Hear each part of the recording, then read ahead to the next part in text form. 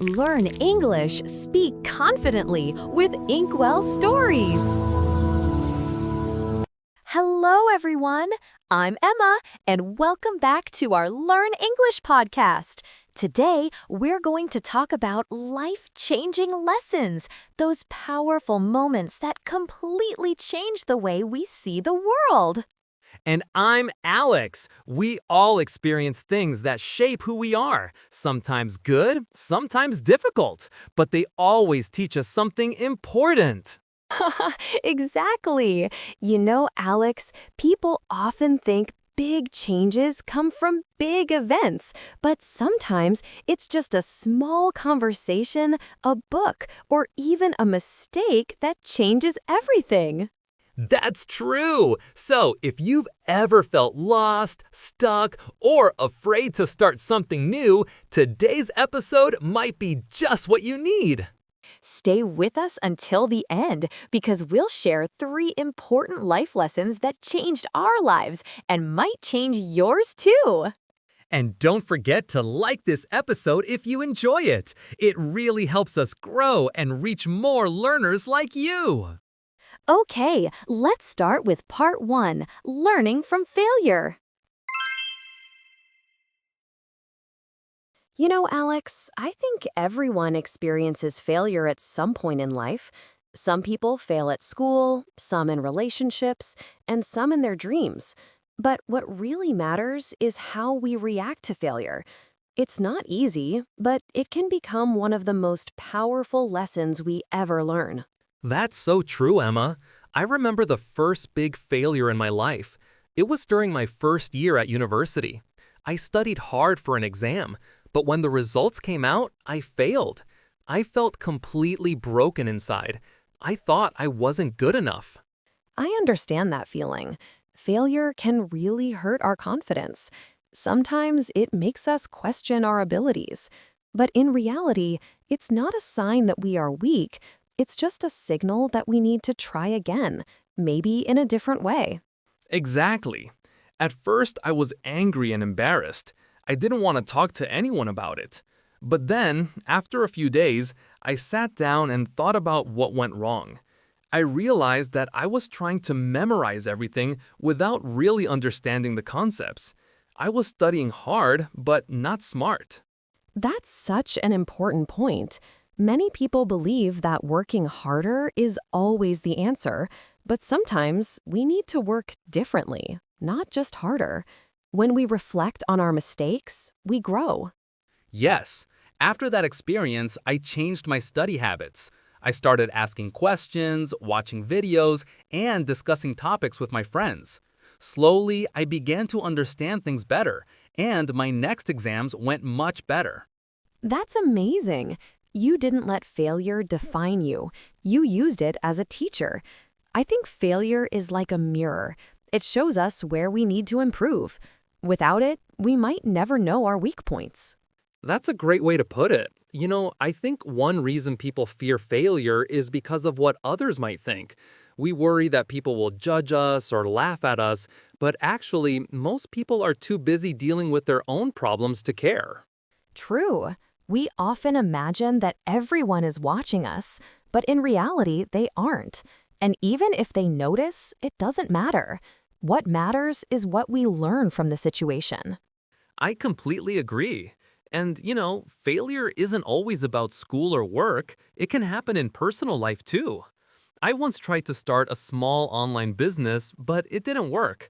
I lost money and time. But I learned valuable skills from that experience: how to manage time, how to deal with disappointment, and how to try again with more wisdom. That's so inspiring, Alex. Many people give up after one failure. They say, it's not for me. But those who succeed usually fail many times before they finally make it. Look at famous people like Thomas Edison. He failed hundreds of times before creating the light bulb. Exactly. I love that story. He once said, "I didn't fail. I just found 10,000 ways that didn't work." That mindset is so powerful. It shows that failure is not the end. It's just feedback. Yes, feedback from life. Every failure is a small message telling us, try again, but smarter this time. I also remember one time I failed in a job interview. I was so nervous that I forgot my words. I felt so bad afterward, but later I realized it was a lesson. I learned how to prepare better, how to relax, and how to speak with confidence. That's a perfect example. Failure becomes a lesson when we decide to see it that way. If we only see it as something negative, we lose the chance to grow. That's right. I think everyone listening should remember this. Failure doesn't mean you are not capable. It just means you're still learning. Every expert once failed. Every successful person once felt lost. Yes, and sometimes failure opens doors we never expected. Maybe we fail at one thing, but that leads us to something even better. Like if you lose a job, maybe you find one that fits your passion more. That's a wonderful thought. Life has a funny way of guiding us. When one door closes, another opens. But we only notice it if we keep walking forward instead of giving up. So true. I think people should start celebrating failure, not fearing it. Because when we fail, it means we tried. It means we were brave enough to take action. That's already a big achievement. Absolutely. Failure means you stepped out of your comfort zone. You didn't just dream, you acted, and that's something to be proud of. So, if we were to summarize this part, what's our key life-changing lesson? I'd say failure isn't the opposite of success. It's part of it. Every mistake teaches you something that success never could. I love that.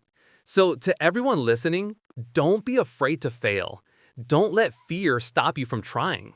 Because every time you fall, you rise stronger, smarter, and more confident than before. Perfectly said, Alex. That's our first big life-changing lesson. And in part 2, we're going to talk about another powerful topic, the power of kindness and how small actions can create big changes in your life. So stay with us.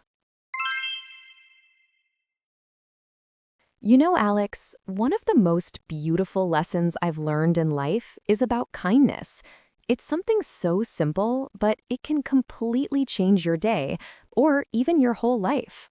That's true, Emma. I think people often underestimate how powerful a small act of kindness can be. Sometimes just one kind word or a smile can make someone feel better, even if they are having a terrible day.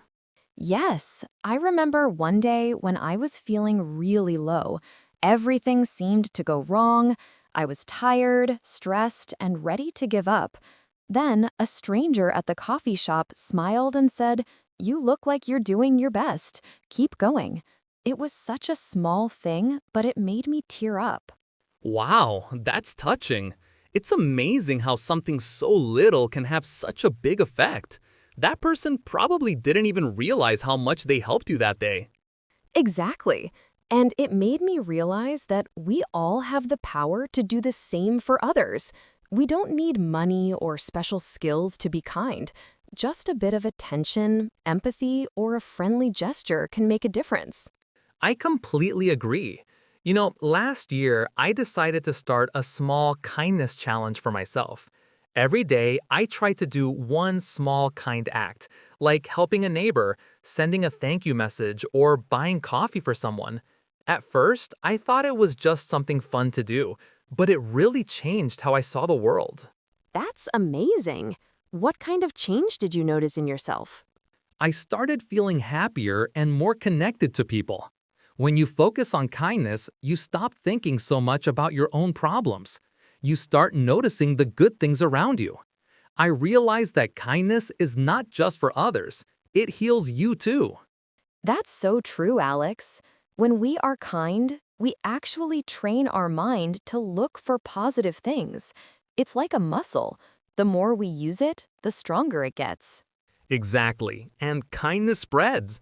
When someone does something nice for you, you feel like doing something nice for someone else. It's like a chain reaction of good energy. I love that.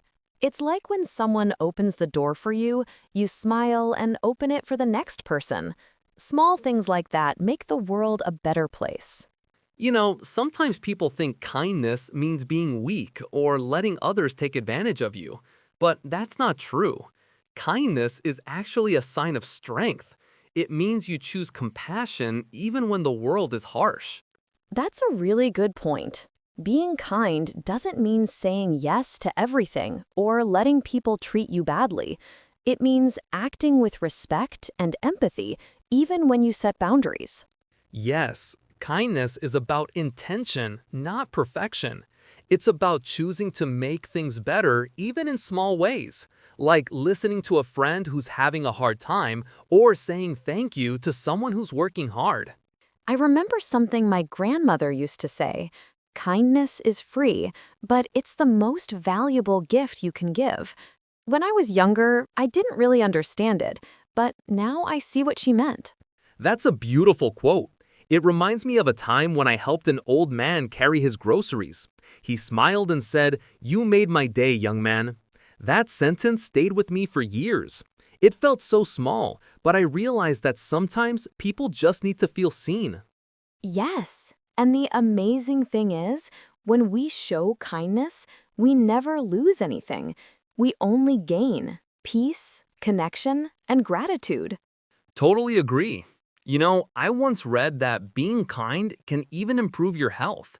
It reduces stress, helps you sleep better, and makes you feel more satisfied with life. That makes sense. Because when we do something kind, our brain releases happy chemicals like dopamine and serotonin. It's nature's way of rewarding us for doing good things. So, kindness is not only good for others, it's scientifically good for us. That's such a win-win situation. Exactly. And I think one of the most important lessons here is that kindness doesn't have to be big.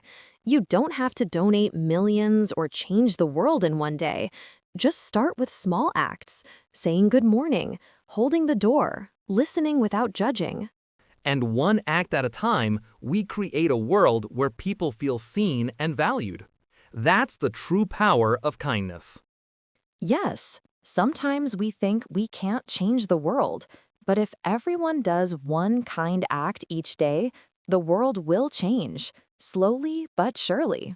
That's right. So, our second life changing lesson is a simple act of kindness can change someone's world and your own. I couldn't agree more. If you're listening to this, try one act of kindness today. Send a nice message to someone you care about, thank your teacher, or smile at a stranger. You'll be surprised how good it feels. And maybe, just maybe, your small act will inspire someone else to do the same. And that's how kindness keeps moving forward. Beautifully said, Alex. And in the next part, we're going to talk about another life-changing topic: courage, how to face change and take bold steps toward a better life. Yes, don't miss part 3, where we'll share how courage and change helped us grow into who we are today. You know, Alex, change can be scary. Many people want their lives to improve, but when change comes, they feel afraid. It's strange. We want progress, but we don't want to leave our comfort zone. That's so true, Emma. I've felt that fear many times. We get used to our routines, our habits, our environment. Even if we aren't completely happy, it feels safe. Change means uncertainty, and our minds don't like that. Yes, but the truth is, nothing grows in comfort.